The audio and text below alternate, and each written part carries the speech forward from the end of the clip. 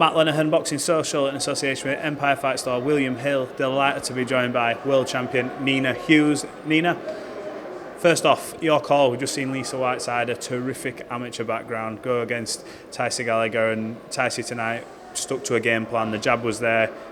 She was brilliant tonight, but looks like it, I don't want to speak for her, but maybe the end of the road for Lisa in there tonight. What did you make of the performance? Yeah, Lisa didn't look her usual self, and yeah, I think Tysie boxed brilliantly. Yeah, she had a good jab, and stuck to her game plan, boxed well. What's Lisa done for sort of this game? I spoke to Shane Watson shortly after, and she says what an honour it's been to sort of work with her. She's been with S-Jam for a long time. You've got a really good amateur background as well. What does Lisa Whiteside mean for boxing, and obviously all these girls that have come through?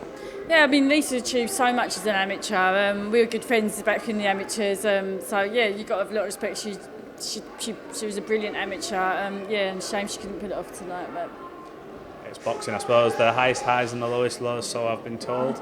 Yeah. Everyone's sort of waiting in anticipation for your fight to be announced with Miss Shannon Courtenay.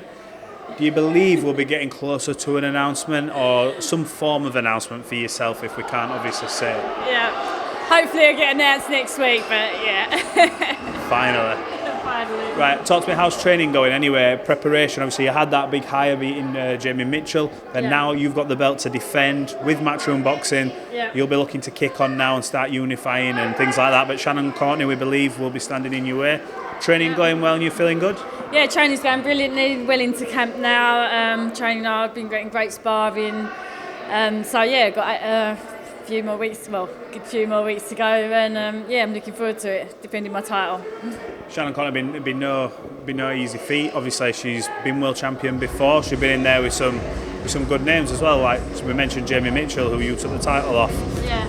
Are you doing? You've shared rounds, I believe, with Shannon in the past and things like that. Is it almost sometimes difficult to fight someone you've sparred with, or does it make it easy because you know what she does, or you see sometimes people are a bit too familiar when they actually do fight? Do you think that'll play a part in it?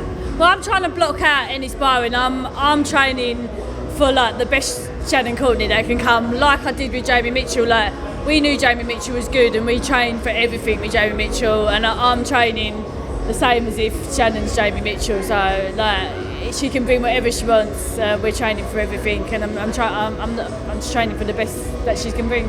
So many big fights in that division. We mentioned we got Dina Thorsland, who I believe is elite and fighter as well, like yourself, and I'm sure he would be delighted one day, as much as it'll hurt him to put maybe you lot in together. Yeah. You might even have an occasion where he's got the undisputed champion in his stable. That must be your aim though, obviously, without looking past Shannon. I know you won't do because of where you've come from to get to this point after only a few fights, but unified, undisputed, Dina Thorsland, Ebony Bridges, these type of fights, you'd be wanting these fights as well, won't you? Yeah, of course. Obviously, I've got to defend my title first, but once I've defended that, that's what I want. I want the big fights, I want the other belt, so I wanted to go and unify.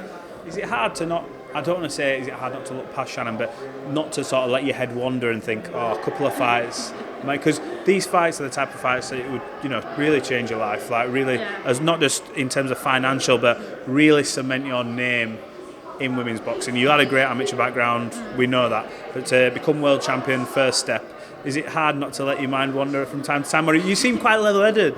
Yeah, of course you think about these things, like what can happen like in the future, like it's part of your dreams, isn't it? I mean, like when I had my first pro fight, I dreamt of being a world champion, so you do like obviously look to the future, so obviously, but yeah, now I'm in camp, I've got only one focus, and I just got to focus on Shannon Courtenay now.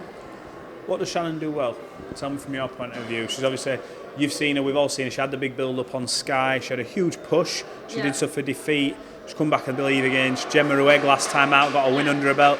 What's some of Shannon's qualities? Give her that bit of, I don't know, give her that, say something like, she does positive, I suppose, in the ring. Yeah, like she can box, she can punch a bit, I think she's a nice, tidy boxer, she be aggressive when she wants to as well. And yeah, she's stopped a few people, so she's obviously got a bit of power too. How do you win this fight? Do you believe you go in there? By the way, this roof is leaking, but we're not. I'm getting pissed on here. But yeah, talk to me. How do you win this fight? Do you believe you have the ability to go out there and stop her? We don't see a lot of stoppages in the women's game, but obviously you do carry power. Like you mentioned, she's had a few stoppages. Do you believe you can go in there and get the stoppage against her?